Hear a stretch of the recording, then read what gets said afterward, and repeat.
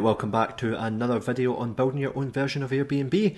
Now, we've just built out our apartment details and our home screen, so let's go ahead and get straight into it by building the ability to book a stay. So I'm going to hit my book stay button, I'm going to add an action, I'm going to create a link, and I'm going to hit new screen. And of course I'm just going to create a default app bar because this is going to be very custom. I'm going to do new booking. We'll create that. And what we're going to do here is we're going to have, now if you remember I mentioned at the very beginning of this video series, we don't have great options for availability and making sure a user doesn't book over dates that are already booked. So what we're going to do is we're going to show them a calendar so that they can pick the dates. We're going to give them a date picker so they can actually tell us what dates they want, and then we're going to send that through to the payment screen. Once they've paid, we'll then let the booking request go to the host. It's up to the host to double check the guest has not booked over times that other guests are staying there, and then they can approve it. Is it brilliant? No, absolutely not. Is there a way around it? Possibly. It'd be pretty complex. It's too complex for this video, but there are possibly ways around it, but this is the easiest way to do it without having to involve 2 or 3 other services and, you know, kind of semi-technical, close to coding type thinking. So that's why we've avoided that. So we installed an element earlier for the marketplace called the calendar picker. I'm going to go ahead and drag that in. And by the way, I think one of the things that we will do is build Airbnb on a different platform as well. Maybe the WAM stack, which of course, if you remember, stands for Webflow, Airtable, MemberStack and Zapier. I would quite like to be able to show you exactly how to build it on a different tool and get rid of some of these issues. I just think this is quite a good way of learning how to build a travel site in general on here. So keep your eye out for that. But anyway, we've got our calendar in here, and what we're going to show is stays. And we want to filter that specifically to show stays related to this current apartment. Be careful not to hit the one above it, because that will basically relate it to stays that belong specifically to this guest. We want to show all stays relating to this apartment because we're trying to show which days are already booked up. Now as we come down, we've got a few options. What's the first day of the week? Is it Sunday? Is it Monday? I'm going to say it's Monday. I personally think that's a little bit easier for users. It's entirely up to you. It's going to ask when an event should start, an event should end. Well, I'm going to say every event should have the beginning date taken from the current stay, and every event should have the end date taken, of course, as well from the current stay. The reason I asked this is this component was built by Adalo, I guess with the presumption that you would use it to display, events that were going on somewhere. And in fact, if we were going to build, for example, a clone of meetup.com, this would be the absolute perfect component to use. But of course, because we're trying to book stays, it doesn't work necessarily as well for us, but it will do the job. You've got this bit that says multi-day event marking style. I'm going to change that to a bar. That essentially means when, let's say, for example, the user books from the 16th through to the 30th, it is going to draw a nice, I guess just a red line, right from the 16th all the way up to the 30th, and that's our way of telling the user, sorry, you can't actually have that day. We'll put a little bit of text above there too. And by the way, we're going to ignore all the actions and stuff here. So when the user clicks, hopefully nothing should actually happen. I say hopefully nothing will happen because we're not putting action in. So I'm just going to say existing availability, red line equals booked. And we'll just put another bit of text in that says,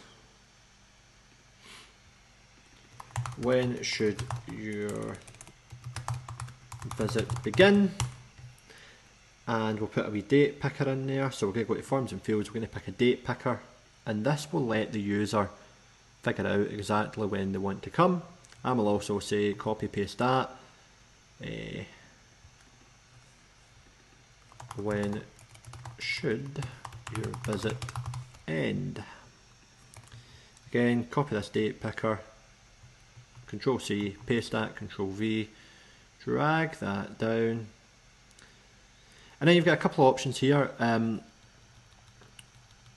Again, similar to the last screen, we can either drag a button in there or we can just make the screen bigger, and obviously when the user's using it, it will scroll.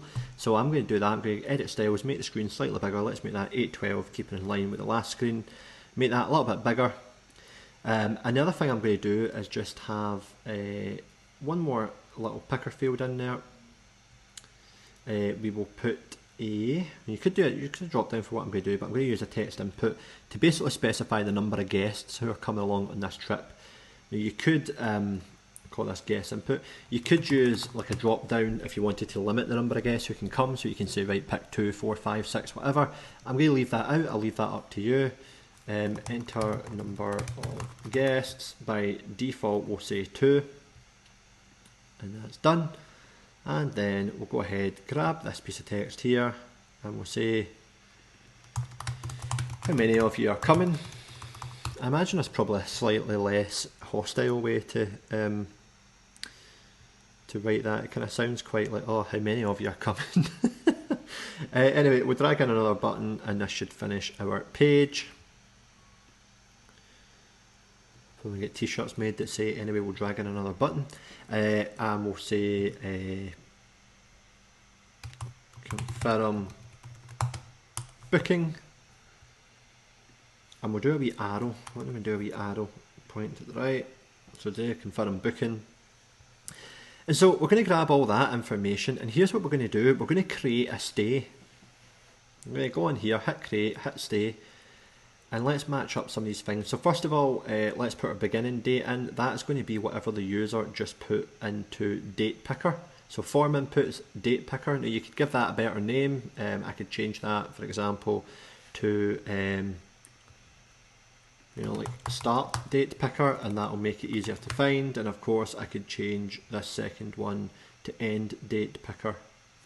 And again, it just makes it easier to pick it out in a list end date picker. Not that you have to do it.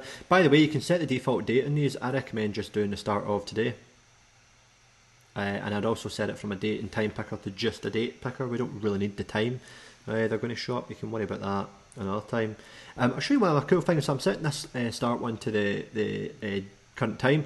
You can play around infinitely with all these different times. So for the end date, I could say actually make that whatever, 2 weeks from now. So what I can do is by default, this first start date picker will show today, and the second one will show 2 weeks in the future. Really, really cool, some of the stuff you can do with that. Anyway, so we'll put that in there. That's the start date. We'll say this one here, form inputs, is the end date. The number of guests, well, that's not the number, sorry, that's just going to be the logged in user. Numbers down here. This is the number of guests down here. There we go. Number of days. Now this is a slightly interesting one. So we're going to have to calculate the number of days, and we can essentially just do that by coming in here and saying, where are we? We can look for the end date, and we can take away the start date.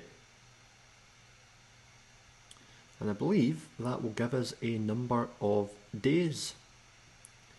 As confirmed is going to be set to false by default. As declined will be set to false by default.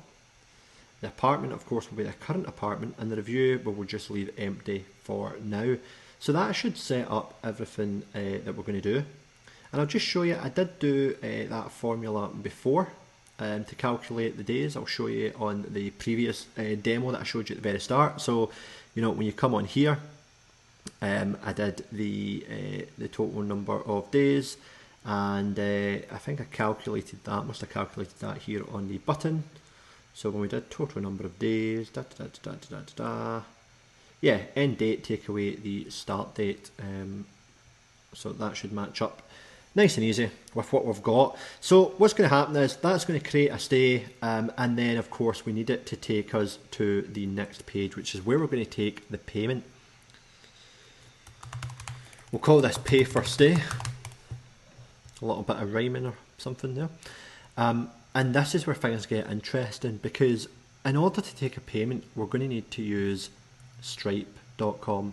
Now you've got options for payments. I think Adalo only really supports this, or in-app payments. You can use in-app payments, of course. I've talked a little bit about Stripe, but to be clear, Stripe is a payment processor. A payment processor is what powers any kind of payment that you do. I guarantee you have used Stripe before. You probably went to order something. I don't know if it was Amazon or ASOS or Woolworths.com, whatever website. tons of them use Stripe, not all of them, but tons of them use Stripe, and so there's a really good chance you've used it. In fact, I should just scroll down here because here's some great examples, you know, Deliveroo, Booking.com, Made, Zero. So, you know, it's just a complete hidden away under the hood system that lets you take payments, and you can log in, you can see all the payments you've received, etc. That's like a little summary on the right of the dashboard. We're going to do another video that kind of explains Stripe in a bit more detail and shows you how to set it up. When I set it up here on our app, I'm going to pause the video just because I've got to put in my API keys, because Stripe is ultimately a payments API. So I've got to put in my API keys, and as we always say, don't ever let anybody else ever see your API keys. So anyway, let's go ahead and construct the page, and we'll show you everything that you need. So I guess first place to start is that Stripe component. If I come in here, if I hit installed, should have all these different options. Now there's a few options here. Again, we'll explain these in another video because we don't need all of them, but you can make a subscription. Stripe Connect can let you sort of pay out other people, etc. And then Stripe Payment. This will just let you take a single one-off payment, really nice and easy. Just to talk a little bit for a second on that Stripe Connect. So one of the things that Stripe supports is the ability to send money between different merchants. So for example, if I had Airbnb and I want to send money over to my hosts, then I can absolutely do that. We're not going to explore it in this video because it's like a whole video series on its own. It's a really complex system. But essentially what happens is your customer, your end user, would go create their own Stripe account. They can then use this Connect with Stripe button to connect it in. That is going to give you their what we call a platform ID, so it will give you a unique ID number. And then when you're taking a payment through Stripe, down here where it says Marketplace, you can specify the host's ID. You can take off your fee. So let's say you're charging you're giving the host £100. You could take off 2% of that or 10%, whatever your fee is. And that will get sent to them, but it's a little bit more complicated and involved than that, so we'll do a separate video on Stripe infrastructure, and we might even do one that just updates this as well with that extra video. But essentially what you do is when you come in here, you will configure your component. We'll do that in a wee second, but first let's build the other parts of the page. So we're going to do a little booking. Say booking details, and I'm going to just center that. I'm going to set that text to be a little bit bigger. So we'll do booking details, and there's a couple of cool things that I can do here. So I'll drag that down. Now I'm going to make that smaller again, but I'm keeping the rest of it. Make that 16. I'm going to say number of nights, and of course we've already got that. Well, we've called it number of days in our stay, but you know, kind of the same thing, sort of. So we'll do a number of nights, and we'll also calculate the total cost. So the way we're going to calculate the cost is by taking, essentially we're going to build a formula in here.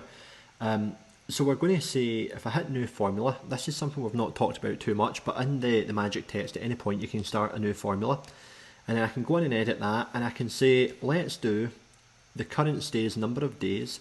I'm going to do times, so X as in multiply, the number of days times the current apartments.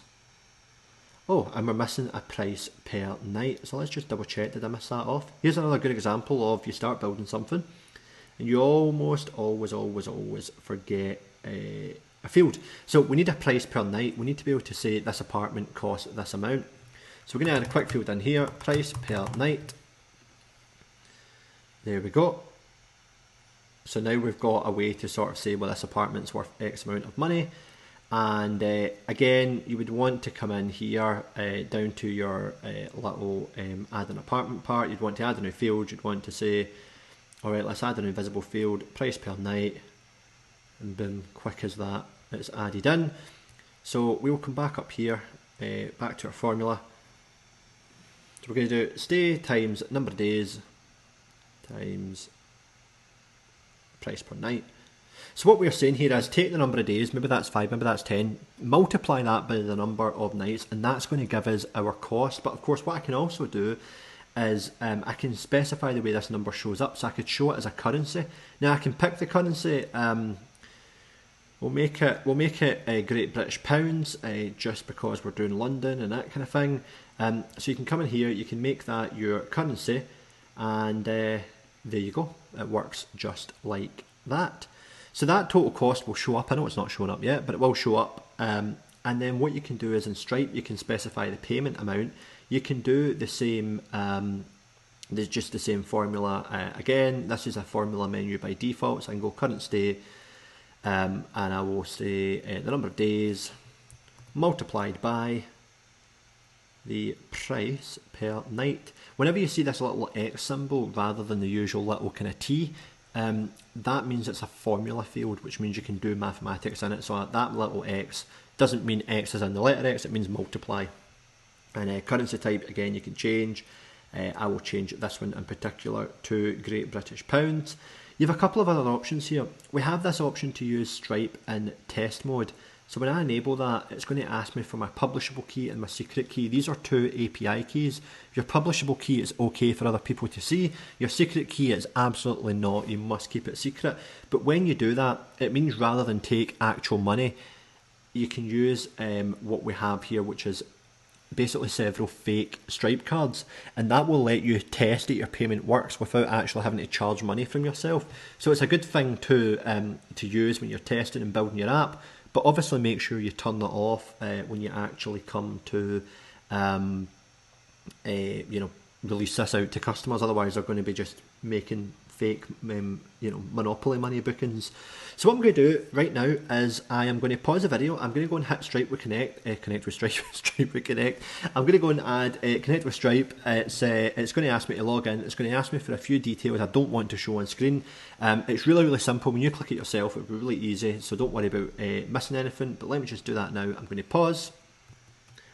Okay, and we are back. Now, I've just went ahead, I've connected Stripe, that's why it says Stripe Connect active. I've also put my two API keys here in test mode. I cannot show you those keys, you just have to trust me that they are in there, because if I showed you, then you'd be able to access my own test account. It's not a massive issue, to be fair, because it is just a testing account, but always best to keep your keys safe. So at this stage, we've specified the charge. You can do a charge description where you can just say you do something like nightly apartment. This is kind of like what will show up to the user in their invoice. So you could say, like nightly apartment, and do the apartment name. The email field, you need to put in the buyer's email. So let's just go in, specify logged in user, grab their email, and then a submit button. Well, what do you want it to do? So it's going to say pay now, and of course for us, this will just it'll essentially do a couple of things. It'll make a payment, so we'll update our current state. Now, did we add a little field in there for payment? We didn't. You might want to add a field in here for payment, because remember at this stage the stay has already been created, so you probably want to know if your stay is actually paid for or not, because you might end up in a situation where the customer comes this far, decides not to pay, and then you can decide what to do with that stay. Are you going to delete it, for example, or what are you going to do? So we could just say is paid, yes or no, pop that in there, and you could add a little action here that says if the user doesn't pay, or if the user comes all the way back here, so maybe this back button, you could delete the stay so that you're not ending up with all these unfinished stays in your database, unless that's what you want. Maybe you'll use that for retention purposes. So coming back into submit pay, so we're updating the stay. Not a huge amount else here that we need to change. Of course, though, we'll say this is currently set to true. You can mess around with the pay button if you like, change the colour, make it a nice Airbnb colour, make that a nice white pay now. And then the other thing we're going to do is just link to a new screen. So we'll link to a new screen, we'll do app bar, and we'll say booking confirmation. Now it's not really a confirmation just yet, because obviously the host is going to have to confirm it, but this is what we'll say. We'll put a bit of text in here. We'll say, thank you so much, your booking has been sent to the host for approval. say your booking is paid. Now remember, the user can't get to this screen unless that Stripe payment succeeds, so they won't see this unless they have actually paid. So we're going to just center that, make it a little bit bigger. Let's go for 22 again. I don't know why that's my default choice, but it is. Say thank you so much, your booking has been paid, yada yada yada. So we'll just then put a little bit of a confirmation in here that just says status pending. Now we're not actually pulling through a real status, but again that's fine because the status is pending. If the user gets here, you cannot see this screen and have an approved booking. You could build your own instant book features and all that kind of thing, but you know, that's up to you. And then we'll put a little picture. I'm going to put this at the bottom this time. I'm going to make this the image source, current apartment, main image. And it's just to show up and add a little bit of design, because I'm just going to put a little button right here that says go home. Change the icon, and of course we'll type in home. Just make that button fairly big, and then we'll just line it up in the middle of the screen. And of course that is just going to link our user back to the home screen. And there we go.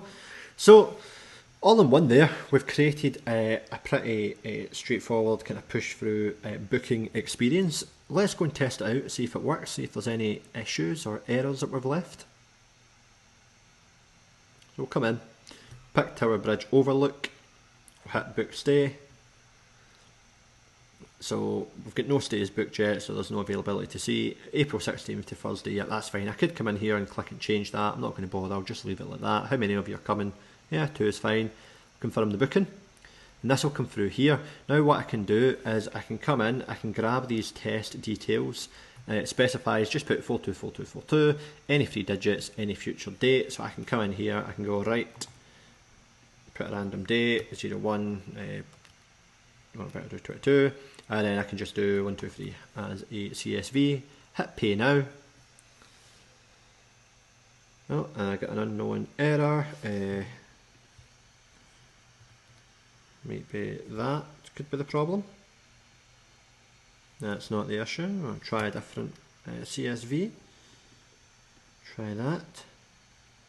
Unknown error occurred. Let me just double check. I'm just going to pause and make sure I've got test mode on, because I've got a feeling that is the problem. No thanks, I don't want to save that card number. Which 2 seconds, pause. Okay, actually it was not the test mode. Test mode is fine, but in the meantime I figured out what it was. And you might have spotted it if you paid attention, but actually the total cost showed as 0. And the reason for that is, if you pop into apartments, we only just added this field, so our test data isn't up to date. So I can just come in here and specify a nightly cost, let's say 200 a night. I can do the same for these other houses here, just because they won't have a price either, and do 300 and say a nice Victorian home. This is the thing to bear in mind when you're doing an app build, and I like to not edit this stuff out, because I like to show it live, you know, because it happens to everybody. I often think videos are a little bit too perfect with this kind of thing. You might disagree. A very nice cozy place, but you know, quite often when you're creating test data and then you update something else in your app, you're going to forget to update the test data. So description and price per night are both fields that we've added in live while building this, not at the start when we created the database. And so that data was missing, which means when we tried to calculate the price to give to Stripe, well, we don't actually know the price per night, so we were giving it the wrong thing, which of course results in an error. So if I go through now and I hit preview, and we go to Tower Bridge Overlook, and we hit book a stay, and we pick the 16th through to the 29th, and we say 2, we hit confirm booking, and now if we go ahead and paste that card number in, and we do, let's say 22, do 1, 2, 3, and you can see our total cost has come up now of £2,691.69 sorry. If we hit pay now, and then it will say payment successful. Thank you so much, your booking is paid and it's been sent to the host for approval. Now clearly I've got my button a little bit skew with, which I'll fix in a second. But there we go, we've just made our complete end-to-end flow work nice and easy. Let me just straighten that button up. There we go. So now we've got a complete all the way through booking flow, we're going to need to make a couple of things happen. quickly, fundamentally what we've just created is the absolute core functionality of our app. You can now add an apartment and you can now book an apartment and pay for it. Different ways you could do it, different ways you could approach it, but fundamentally those are the core aspects. So now what this tells us is we've clearly got a few more bits and pieces we need to add just to make it feel like a real live functioning app. I'm going to start by putting a navigation bar in for the guest. And if we think about what our guest or our renter is going to need, well, clearly they've got the home page. They're probably also going to need a list of their stays. So we could do this and we can put in hotels. So this is where they're going to see, for example, the booking that they just made. They're also probably going to need, let's say, history. So all the previous stays that they've had, I know they've not had any yet. Could we do like a little diary or something like that? See if there's a book icon, there we go. So they're going to need their history.